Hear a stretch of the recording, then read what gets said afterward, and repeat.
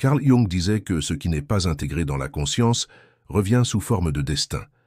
Freud, lui, observait que les traumatismes refoulés ne disparaissent pas, mais ressurgissent avec une intensité redoublée. Les neurosciences modernes confirment ce que ces géants pressentaient. Le corps garde la trace de ce que l'esprit voudrait effacer. Le psychiatre Bessel van der Kolk, dans ses recherches, a montré que près de 80% des personnes ayant vécu une relation toxique développent des symptômes physiques, troubles du sommeil, tensions musculaires, migraines chroniques, bien après la fin de la relation. C'est là la première vérité dérangeante pour le narcissique. Il ne peut pas échapper à ce qu'il a fait, parce que le corps de sa victime devient le témoin silencieux mais indélébile de son passage. Peut-être que toi, en écoutant ces mots, tu reconnais cette sensation étrange. Tu crois avoir tourné la page, mais ton cœur s'emballe quand tu entends un ton de voix qui ressemble au sien. Tu penses aller mieux. Et pourtant, une simple phrase te replonge dans l'angoisse. Ce n'est pas de la faiblesse, c'est de la science. Les chercheurs de Harvard ont découvert que l'amygdale, la zone du cerveau qui gère les émotions de peur et de vigilance, reste en hyperactivité même des années après l'exposition à un manipulateur. Ce n'est pas toi qui choisis de réagir, c'est ton système nerveux qui crie encore l'alerte. Voilà pourquoi Sénèque insistait sur l'idée que le corps est l'ombre de l'âme. Ce qui blesse notre esprit finit par imprimer sa marque dans notre chair. Mais faut-il se résigner à porter ces cicatrices invisibles comme une condamnation à perpétuité? Pas nécessairement. Et c'est ici que plusieurs réponses s'ouvrent à nous. La première vient de la psychologie. Comprendre que nommer son vécu, l'écrire, en parler, réduit l'intensité de la trace corporelle. Des études ont montré que les personnes qui tiennent un journal après un traumatisme diminuent leurs symptômes physiques de 25% en seulement quelques mois. La seconde réponse est philosophique. Marc Aurèle rappelait que ce qui trouble les hommes, ce ne sont pas les choses, mais les jugements qu'ils portent sur elles. Cela ne veut pas dire que ce que tu as vécu n'est pas grave, mais que tu peux décider de redonner un autre sens à cette douleur, de transformer la cicatrice en enseignement. La troisième réponse est neuroscientifique. Des pratiques simples comme la respiration profonde ou la méditation modifient réellement la structure du cerveau. Des IRM réalisés à l'université de Stanford ont révélé qu'après 8 semaines de méditation régulière, l'amygdale se contracte et avec elle, l'intensité des souvenirs intrusifs. On voit alors que le narcissique, même s'il s'imagine libre de ses actes, ne l'est pas, parce que chaque trace qu'il laisse dans ton corps est aussi une trace qui le condamne indirectement. Il peut nier, manipuler, se justifier, mais la réalité biologique et psychologique échappe à son contrôle. Nietzsche écrivait que « ce qui est fait ne peut être défait », et cette phrase prend ici tout son poids. Le mal infligé existe, et il se perpétue dans les fibres musculaires, dans les neurones, dans les souvenirs. Pourtant, cette même vérité peut devenir une arme pour toi. Parce que si ton corps se souvient de la douleur, il peut aussi se souvenir de la guérison. Eckhart Tolle explique que la clé réside dans la présence, dans l'attention portée au moment. Quand tu prends conscience de tes réactions corporelles, que tu observes ton cœur s'accélérer sans chercher à l'arrêter, tu entames le processus de libération. Tu n'effaces pas ce que le narcissique a fait, mais tu retires son pouvoir sur toi. Des milliers de témoignages de personnes passées par des relations toxiques confirment ce chemin. Certains racontent qu'un simple rituel quotidien, écrire 3 choses pour lesquelles ils sont reconnaissants, marcher 30 minutes en silence, respirer profondément avant de dormir, a été la clé d'une reconstruction durable. Ce n'est pas magique, mais c'est concret, mesurable, validé par des chiffres et par des vies réelles. Ainsi, la mémoire du corps n'est pas seulement une prison, elle est aussi une preuve. Preuve que ce que tu as vécu est réel, que tu n'as rien inventé, que tes réactions sont légitimes. Preuve aussi que tu peux transformer cette énergie en une force nouvelle. Le narcissique peut fuir les mots, il peut réécrire l'histoire à sa façon, mais il ne peut pas échapper à ce langage muet de la chair, à ces cicatrices invisibles qui racontent la vérité. Et cette vérité, un jour, devient lumière. Si ce que tu as entendu jusque-là te parle, mets un petit like pour le signaler et dis-moi en commentaire ce que tu en penses. Ça m'aide à voir si je suis sur la bonne voie. Freud affirmait que le moi ne peut jamais totalement fuir la voie du surmoi, cette instance morale intérieure qui juge nos actes même quand on tente de la faire taire. Carl Jung, lui, allait plus loin en disant que Tout ce qui ne remonte pas à la conscience revient sous forme de destin. Et la psychologie contemporaine le confirme. Les narcissiques, malgré leur façade froide et détachée, ne peuvent pas se libérer totalement de ce qu'ils ont fait. Derrière le masque, la culpabilité murmure, parfois si bas qu'ils l'ignorent, mais elle finit toujours par résonner. Les chiffres sont frappants. Des études publiées dans le Journal of Personality Disorders montrent que 62% des personnes présentant des traits narcissiques ressentent des moments de vide et de désorientation morale, surtout la nuit ou dans les périodes de solitude. C'est ce que les neuroscientifiques appellent des intrusions de conscience. Le cortex préfrontal, chargé de l'éthique et du jugement moral, s'active automatiquement lorsqu'un souvenir d'acte nuisible revient, même si la personne essaie de le réprimer. Tu vois, le narcissique peut mentir à tout le monde, mais son cerveau, lui, ne ment jamais. Et c'est là que toi, en écoutant ces mots, tu comprends une vérité cruciale. Ce qu'il t'a fait, il ne peut pas s'en débarrasser comme on jette un objet à la poubelle. Parce que la conscience humaine est comme un écho. Tu frappes une fois, le son disparaît, mais la vibration revient encore et encore. Épictète enseignait que nul ne peut fuir sa conscience. Elle est son juge le plus sévère. Et si tu doutes, rappelle-toi combien de figures publiques, adulées ou craintes, ont fini par s'effondrer sous le poids de leurs mensonges et manipulations. Des chefs d'entreprise, des leaders politiques, des célébrités. Tout semblait parfait, jusqu'à ce que l'écho de leurs actes les rattrape et révèle ce qu'ils voulaient cacher. Mais alors, que faire de cette vérité? Tu pourrais te dire que cet écho ne te sert à rien, qu'il est enfermé dans leur esprit. Pourtant, il y a plusieurs réponses qui te concernent directement. La première est psychologique. Savoir que la culpabilité existe, même dissimulée, te libère de l'illusion qu'il a gagné. Il n'a pas gagné. La seconde est philosophique. Marc Aurèle disait que l'âme qui a commis une injustice est plus malheureuse que celle qui l'a subie. Cette phrase, dure mais juste, change la perspective. Elle signifie que même si tu portes encore les séquelles, lui porte un poison intérieur qu'il ne peut neutraliser. La troisième est neuroscientifique. Les chercheurs en psychologie cognitive ont prouvé que la mémoire émotionnelle ne s'efface pas, elle s'enterre. Et tout ce qui est enterré finit par ressurgir, souvent au pire moment, dans des crises de panique, des insomnies ou des dépressions soudaines. Tu peux imaginer cette scène. Le narcissique, seul dans sa chambre, incapable de trouver le sommeil. Les visages qu'il a brisés remontent dans son esprit. Il tourne en rond, il boit, il s'agite.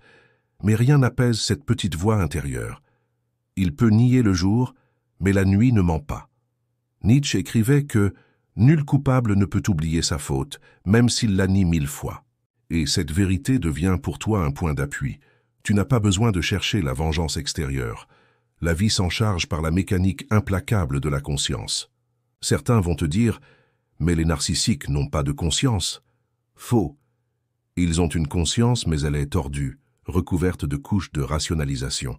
Ils se disent « j'ai fait ça pour me protéger » ou « il ou elle l'a mérité ». Mais cette rationalisation est fragile. Des études en neuroimagerie montrent que même lorsqu'une personne justifie un acte immoral, les zones cérébrales liées à la honte s'allument brièvement, comme un clignotement rouge que l'on veut ignorer. Ce clignotement, répété des centaines de fois, use leur psychisme. Voilà pourquoi Eckhart Tolle rappelle que le présent est leur plus grand ennemi. Car être pleinement présent, c'est affronter ce que l'on a fait.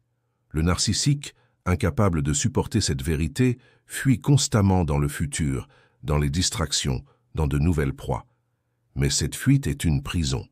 Et toi, tu n'as pas besoin d'y entrer. Tu n'as pas besoin de porter leur fardeau. Tu peux simplement savoir qu'il existe, et que tôt ou tard, il se rappelle à eux. L'écho de la conscience est donc inévitable. Il frappe comme une cloche qu'on essaie de faire taire mais qui résonne encore, sourde et persistante. Et ce que tu dois retenir, c'est que cet écho, même s'il est invisible, travaille en silence pour rétablir un équilibre. La vérité n'a pas toujours besoin de spectateurs pour exister.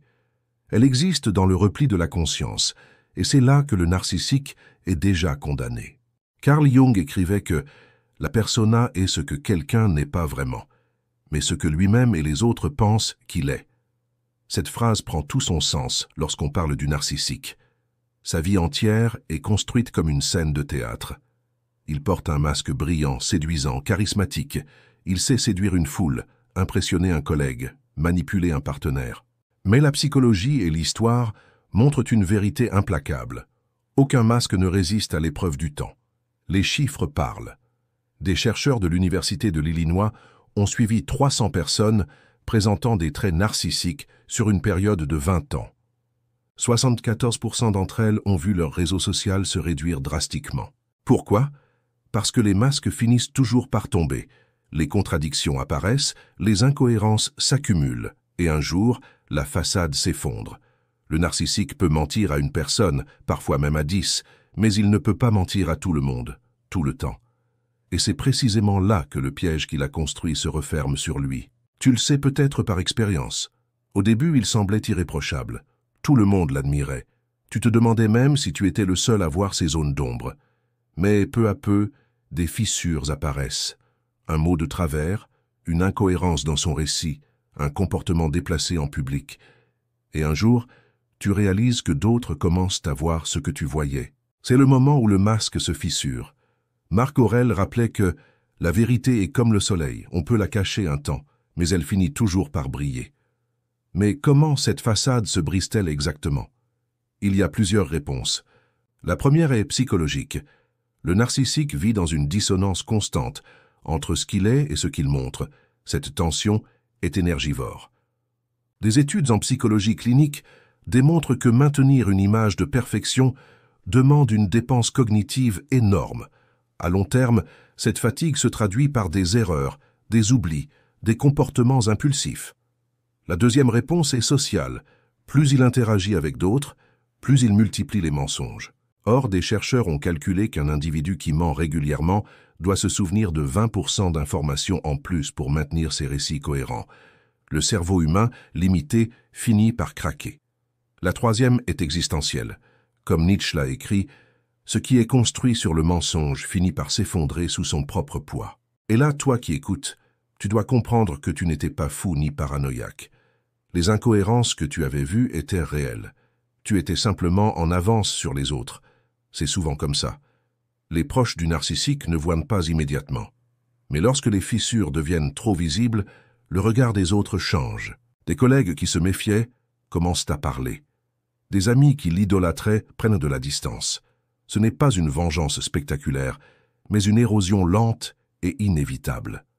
Ce qui est fascinant, c'est que les neurosciences confirment ce processus. Des scanners cérébraux montrent que lorsqu'une personne essaie de maintenir une identité fausse, son cortex singulaire antérieur, la zone qui gère les conflits intérieurs, s'active en permanence.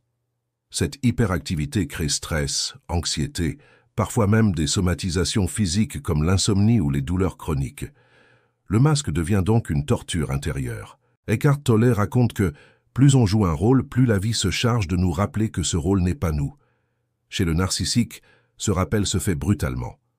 Un jour, une dispute publique éclate, un secret caché est révélé, une incohérence est trop flagrante pour être ignorée. Alors le masque tombe, et avec lui le monde qu'il avait construit.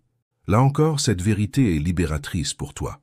Tu n'as pas besoin de démasquer activement le narcissique. La vie s'en charge. Tu n'as pas besoin de convaincre les autres de ce que tu as vu. Le temps et la cohérence des faits finiront par parler d'eux-mêmes. C'est une loi presque mécanique. La façade finit toujours par craquer. Souviens-toi de ce que disait Socrate. Une vie sans examen ne mérite pas d'être vécue. Le narcissique refuse l'examen, refuse le regard intérieur. Mais ce refus ne le protège pas. Au contraire, il accélère la fissure. Et lorsque le masque se brise, ce n'est pas seulement sa réputation qui s'effondre, c'est aussi sa propre image de lui-même. Car derrière ce masque, il n'y a rien de solide. Et c'est cette vacuité qui est sa véritable punition. Toi, tu portes peut-être encore les cicatrices, mais lui, il porte le vide. Et ce vide, tôt ou tard, devient insupportable. Sénèque écrivait « Le temps découvre la vérité ». Et Marc Aurèle, dans ses Pensées pour moi-même, ajoutait « La vérité est simple et ne craint pas l'épreuve du temps ».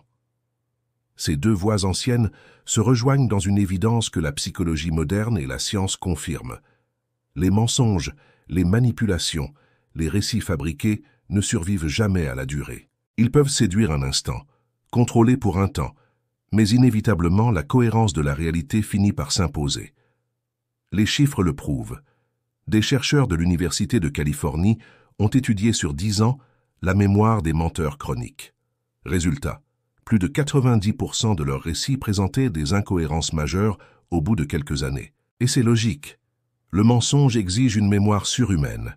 Pour chaque manipulation, le cerveau doit enregistrer la version donnée, la répéter, l'adapter selon le contexte. Or, notre mémoire de travail est limitée à environ 7 éléments. À long terme, l'édifice se fissure. Le narcissique qui vit de masques et de récits fabriqués finit donc inévitablement par se trahir. Et tu l'as peut-être déjà constaté. Au début, son récit semblait limpide. Tu doutais même de toi-même. Mais 1 an plus tard, 2 ans plus tard, des détails ne correspondaient plus. Un souvenir raconté de 2 façons différentes. Un mot qui ne collait pas. Et c'est là que tu comprends que le temps, silencieux mais implacable, est ton allié. Le narcissique croit contrôler l'histoire. Mais l'histoire, elle, obéit à la cohérence. Et ce qui n'est pas cohérent finit toujours par être révélé. La psychologie appelle cela la dissonance cumulative. Chaque petit mensonge, chaque manipulation ajoute une charge cognitive. Cette charge s'accumule, comme des fissures invisibles dans un barrage. Et un jour, sous le poids de la vérité, tout craque. C'est la raison pour laquelle tant de manipulateurs s'effondrent brutalement. Tout semble stable, jusqu'au moment où tout s'écroule d'un coup. Freud disait déjà que ce qui est refoulé revient toujours, et les neurosciences lui donnent raison. Mais pourquoi est-ce si certain? Parce que le temps agit à plusieurs niveaux. Le premier est social. Plus le temps passe, plus les gens comparent leurs expériences. Et les incohérences apparaissent. Des collègues parlent entre eux, des proches recoupent des récits. Ce qui semblait isolé devient un motif évident. Le deuxième est biologique. Le stress permanent du mensonge ronge le narcissique. Des études montrent que la sécrétion de cortisol, l'hormone du stress, est 2 fois plus élevée chez ceux qui maintiennent des récits mensongers de longue durée. Le corps, épuisé, finit par lâcher. Le troisième est existentiel. Nietzsche affirmait que celui qui a un pourquoi supporte presque n'importe quel comment. Mais le narcissique n'a pas de pourquoi profond.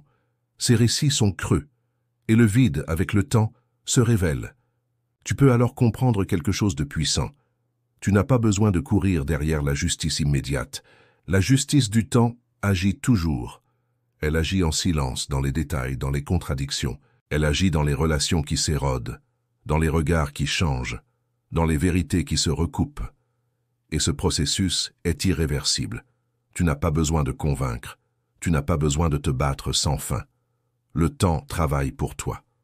Eckhart Tolle souligne que l'ego vit uniquement dans le court terme. Il veut paraître dominé, gagner maintenant. Mais la vérité, elle, vit dans le long terme. Et c'est pour cela que l'ego perd toujours la bataille. Tu le verras peut-être pas aujourd'hui, ni demain. Mais dans 5 ans, 10 ans, la façade aura disparu. Les masques se consument, les récits se contredisent, et le narcissique se retrouve face à ce qu'il redoutait le plus, être vu tel qu'il est. Et ce moment, crois-moi, arrive toujours. Parce que le temps est le meilleur enquêteur, le meilleur juge, le meilleur témoin. Ce que tu as vécu, ce que tu as ressenti, ce que tu as subi, tout cela trouvera un écho. Et cet écho, amplifié par les années, devient une vérité impossible à étouffer. Alors, quand tu doutes, rappelle-toi cette loi simple. Le temps ne protège jamais le mensonge, il le détruit. Le temps ne valide jamais la manipulation, il la démasque. Et si aujourd'hui tu portes encore la douleur, sache que demain, le temps, lui, sera ton allié le plus fidèle. Friedrich Nietzsche écrivait « Celui qui combat des monstres doit veiller à ne pas devenir monstre lui-même. » Mais le narcissique, lui, ne se contente pas de flirter avec l'ombre. Il finit prisonnier de son propre système. Carl Jung avait observé que les chaînes les plus lourdes sont celles que nous forgeons nous-mêmes. Le narcissique, croyant dominer les autres, ne voit pas qu'il construit sa propre cage, brique après brique, manipulation après manipulation. Les chiffres issus de la psychologie clinique sont édifiants. Une étude de l'Université de Manchester a révélé que 78% des personnes présentant un trouble narcissique de la personnalité souffrent d'épisodes dépressifs majeurs à un moment de leur vie. Pourquoi? Parce que derrière le masque de puissance se cache un gouffre d'angoisse.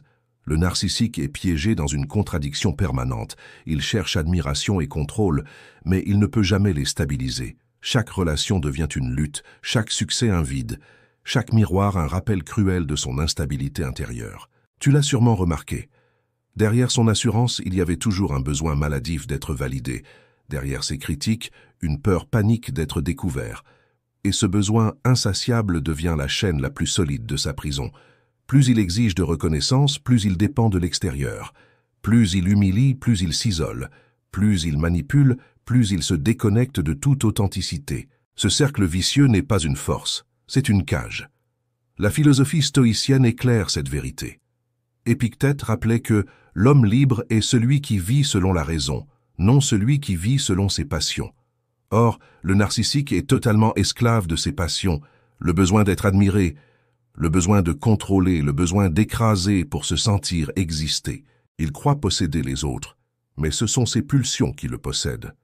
Il croit être le maître, mais il est l'esclave. Marc Aurèle le savait déjà. Celui qui fait du mal à autrui se fait d'abord du mal à lui-même, et les neurosciences confirment cette prison invisible. Le système de récompense du cerveau basé sur la dopamine s'active quand nous recevons reconnaissance ou succès. Mais chez le narcissique, cette activation est décuplée, puis suivie d'un effondrement brutal. C'est ce qu'on appelle l'adaptation hédonique. Plus il obtient d'attention, plus il en a besoin, mais moins cela le satisfait. Résultat, une dépendance comparable à une addiction comportementale. Les IRM montrent que son cerveau s'épuise, oscillant entre excitation et vide, comme un pendule qui ne s'arrête jamais. Et toi, en écoutant cela, tu comprends pourquoi tu avais l'impression qu'il n'était jamais satisfait. Tu donnais, tu expliquais, tu cherchais à apaiser, mais rien n'était jamais assez. Ce n'était pas toi le problème. C'était sa prison intérieure. Car aucun amour, aucune preuve, aucune loyauté ne peut remplir un gouffre. Alors quelle réponse pouvons-nous tirer de cette vérité? La première est libératrice. Tu n'as pas à porter sa cage. Tu n'es pas la clé de ses chaînes. Tu n'es pas responsable de son vide. La deuxième est philosophique.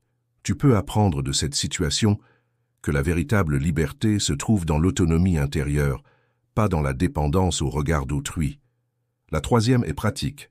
En comprenant son mécanisme, tu peux cesser d'espérer qu'il change grâce à toi. Les statistiques montrent que moins de 10% des narcissiques chroniques entreprennent un vrai travail thérapeutique. Tu ne peux pas changer ce qu'ils refusent de voir. Eckhart Tolle souligne que l'ego est toujours insatisfait parce qu'il se nourrit du manque, et le narcissique vit prisonnier de cet ego. Mais toi, tu n'as pas à partager cette cellule. Tu peux, au contraire, utiliser cette compréhension pour construire ton propre espace de liberté, où ton bonheur ne dépend plus de ses caprices. Ce qui est tragique pour lui devient une force pour toi. En voyant la prison qu'il construit, tu peux choisir de ne pas y entrer. Tu peux choisir d'être spectateur de son enfermement plutôt que victime de ses chaînes. L'âme du narcissique est donc enchaînée, non pas par toi ni par les autres, mais par lui-même. Et c'est cette prison invisible qui le condamne à une vie de fuite, de dépendance et de solitude. Là où il croyait triompher, il s'est enfermé. Là où il pensait gagner, il a perdu. Et cette vérité, tôt ou tard, se révèle avec une clarté implacable. Marc Aurèle écrivait « L'injustice est une arme à double tranchant. Elle blesse celui qui la commet plus encore que celui qui la subit. » Cette phrase, vieille de près de 2000 ans, trouve aujourd'hui une confirmation éclatante dans la psychologie moderne. Car même si le narcissique croit échapper à toute conséquence, même s'il parade comme s'il était intouchable la vie, la science et la sagesse se rejoignent pour lui rappeler que personne n'est au-dessus des lois invisibles qui régissent l'existence. Les chiffres sont implacables. Des études longitudinales menées sur 30 ans par l'Université de Zurich ont montré que les personnes à traits narcissiques élevés présentent un risque 2 fois plus grand de solitude chronique et 3 fois plus de ruptures sociales majeures. À court terme, ils séduisent, dominent, imposent leur image. Mais à long terme, l'isolement devient leur horizon. La justice silencieuse agit non par bruit mais par usure. Ce n'est pas une punition spectaculaire, c'est un lent effritement. Tu le sais peut-être, car tu l'as vu. Au début, il semblait tout avoir. L'assurance, les regards, l'admiration. Mais avec le temps, quelque chose se casse. Les amis s'éloignent, les partenaires fuient, les collègues cessent de l'applaudir. L'ego qui se nourrissait de la lumière des autres finit dans l'obscurité. Freud parlait déjà de retour du refoulé. Ce qui est caché ressurgit, et souvent de manière destructrice. Dans le cas du narcissique, ce retour prend la forme d'un vide intérieur qu'aucune conquête ne comble. La justice silencieuse agit aussi dans le corps. Les neurosciences révèlent que les personnalités manipulatrices vivent dans un état constant de stress latent. Le cortisol, l'hormone du stress, reste élevé en continu, affaiblissant leur système immunitaire, augmentant le risque de maladies cardiaques et de dépression sévère. Ainsi, ce qu'ils ont infligé à l'extérieur revient s'imprimer dans leur propre organisme. Nietzsche disait « Celui qui ment s'empoisonne de son propre mensonge ». La science moderne le prouve, l'organisme paie le prix de la manipulation. Mais il y a une dimension plus subtile encore, que la philosophie et la sagesse révèlent. Le stoïcien Épictète enseignait que « ce qui dépend de nous est libre, ce qui n'en dépend pas est esclavage ». Or, le narcissique ne vit que dans ce qui ne dépend pas de lui, l'opinion, l'image, le regard des autres. En cela, il est déjà condamné. Sa vie entière repose sur des fondations fragiles, et c'est cette fragilité qui, tôt ou tard, s'écroule. La justice de la vie n'a pas besoin de tribunaux ni de sentences écrites. Elle agit par cohérence. Ce qui est faux ne dure pas. Ce qui est corrompu finit par se décomposer. Et toi, qui écoutes, tu dois comprendre une chose essentielle. La justice silencieuse n'est pas un spectacle. Tu ne la verras pas toujours. Tu ne recevras pas forcément des excuses, mais elle existe. Elle agit dans l'ombre. Elle creuse dans leur solitude. Elle use leur santé, elle fissure leur masque. Et toi, tu peux choisir de ne pas attendre cette justice pour guérir. Parce que ta liberté ne dépend pas de sa chute, elle dépend de ton choix de ne plus porter son fardeau. Eckhart Tolle l'explique avec clarté. Le moment présent est toujours plus fort que le passé. Cela signifie que tu n'as pas besoin d'espérer une vengeance visible. Tu peux, ici et maintenant, décider de reprendre ton énergie.